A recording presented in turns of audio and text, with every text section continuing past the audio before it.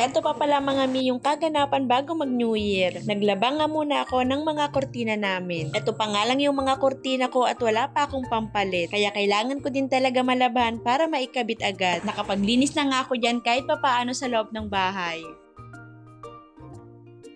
At tinanggal ko na nga rin ang mga dining seat cover para malabhan, para malinis naman pagpasok ng bagong taon.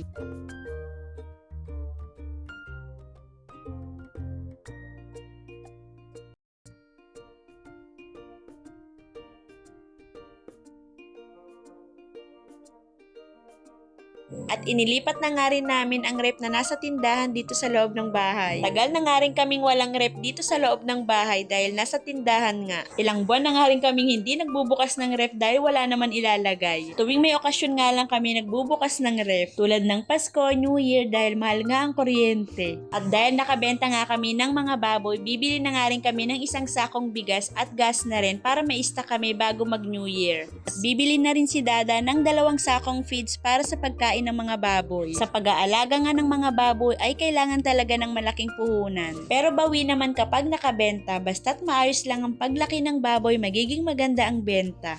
At yan lang muna. Thank you for watching. God bless!